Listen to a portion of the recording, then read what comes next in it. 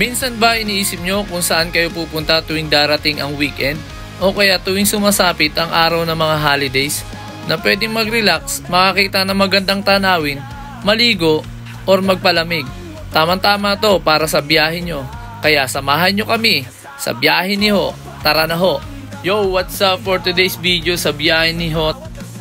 Pinasyalan namin ang isa sa pinakamagandang waterfalls sa lugar ng Luisiana, Laguna. Walang iba kundi ang Hulugan Falls. Aga nga kaming gumising para maaga kami makarating sa aming destinasyon. Kasabay niyan ay pinainit na rin namin ang aming mga motor habang kami ay nag-aantay sa iba pa naming mga kasama sa biyahe. At ito na nga, dumating na nga ang aming inaantay. Shoutout pala sa inyo, JR and Aaron. Masaya kami makasama kayo sa biyahe ni Ho. At syempre, kailangan muna natin magdasal para may gabay tayo habang tayo ay nasa biyahe. Nagbiyahe nga kami ng halos 2 oras galing Dasmariñas, Cavite papuntang Luisiana, Laguna. At ito ang mga dinaanan namin. Sa unang plano ay dapat sa Tagaytay kami dadaan, pero mas pinili namin dumaan dito sa Carmona, Cavite dahil ayon kay Google Map, mas mabilis ang daan dito dahil wala pang traffic. Madadaanan din natin ang bayan ng Biñan, Laguna. At habang binabaybay natin ang lugar na ito, naisipan na din naming magpaarga ng gas para maging tuloy-tuloy na ang ating biyahe. Bali, 200 pesos ang nagastos ko sa gas, balikan na yon. Sa pagpapatuloy ng biyahe ay madadaanan din natin ang ilan sa mga bayan dito sa Laguna, tulad ng Cabuyao, Calamba, Los Baños at Victoria, hanggang sa makarating tayo sa welcome ng Santa Cruz, Laguna. Pagkatapos nating marating ang Santa Cruz, Laguna, ang susunod naman ay ang bayan ng Pagsanjan. At makikita natin dito ang Pagsanjan Arc o kilala sa tawag na Puerto Real o Real Arco.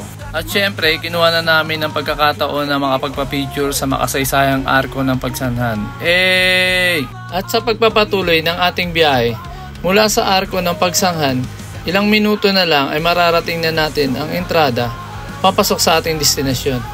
At may mapapansin tayong malaking tarpaulin na may picture ng Hulugan Falls. Kailangan lang natin kumanan dyan at sa pagpasok natin ay may mga sasalubong na sa ating mga tourist guide. Big shoutout nga pala sa napakabait at maasikasong tourist guide namin, kay Sir Aldrin. At pumasok na nga kami at meron sila ditong magandang parking. Sa halagang 25 pesos ay magiging safe na ang motor natin. At dito na rin kami nagpalit ng mga damit panligo para mamaya. At dito kailangan muna natin mag-register at makinig sa kanilang orientation. Pero bago yan, nagbaluto muna kami ng pagkain kay Nanay Yoles Tapsilugan para pagkatapos makapag-register ay luto na ang aming pagkain. 50 pesos per head para sa registration at 500 pesos naman para sa tourist guide. 5 tao na yon. At nag-register na nga kami at nakinig ng orientation at syempre nagpa-picture na rin. Hey! At sa pagkakataong ito, sinamantala na rin natin ang pagkakataong mamigay ng sticker ng biyahe ni Ho. Follow po kayo ha! At dito na nga kami kumain ng aming agahan para may lakas kami dahil maglalakad pa kami ng 15 to 20 minutes papunta sa Hulugan Falls. At dito kailangan nating sumakay ng tricycle bago tayo magsimula maglakad papuntang Hulugan Falls.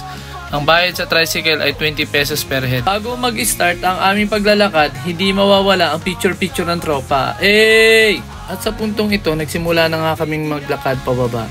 At ayon sa aming tour guide na si Sir Aldrin, ang mga dadaanan natin dito ay may mga hagdan, putikan at mga batuhan. Sa una, akala ko madali lang ang lakarin papunta sa falls.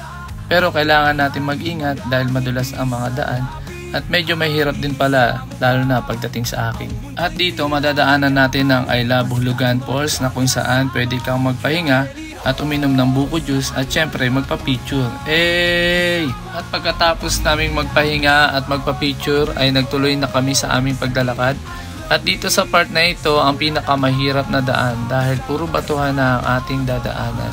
Alam nyo ba, at sa lahat ng nagtatanong na mahirap sa akin ang mga daan dito, dahil sa aking paglalaro ng basketball, nagkaroon ako ng ACL injury. Wala lang, na-share ko lang. Pero goods naman dito para sa mga beginners. At dito nga ay masisilayan o makikita na natin ang Hulugan Falls na halos kapantay na natin ang pinakataas ng falls.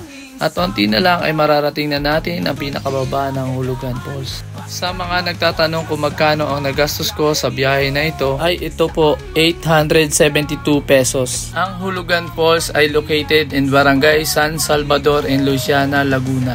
Kung galing kang Manila ay wala pang 3 oras ay mararating mo na ang Luisiana, Laguna. Kaya sa mga pupunta dito, for sure na mag-i-enjoy kayo.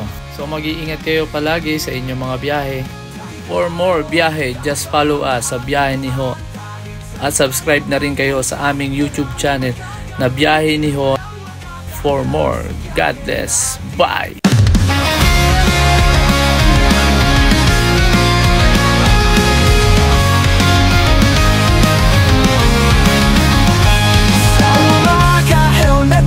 Gasolina, handa na ang motor, tara't bumiyahe na.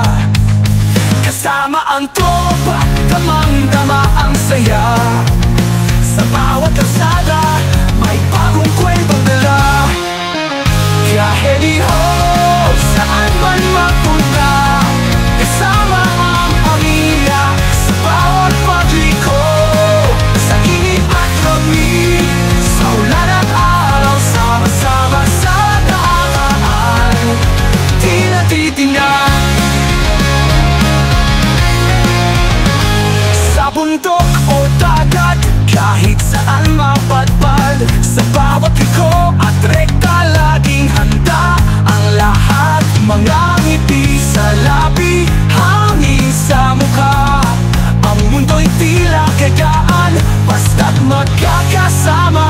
Biyahe ni Ho, saan man magpunta, kasama ang pamilya sa bawat pagliko.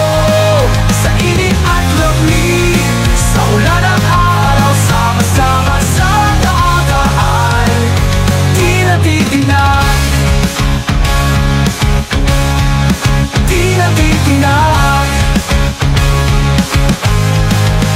Sa bundok o dagat, kahit saan mapadpad, sa bawat liko at rekta, laging handa ang lahat. Mga ngiti sa labi, hangin sa mukha, ang mundo'y tila gagaan, basta't magkakasama. Biyahe ni Ho, saan man magpunta, kasama ang pamilya sa bawat pagliko. Sa init at lamig, sa ulan at araw, sama-sama sa daan, di natitingnan.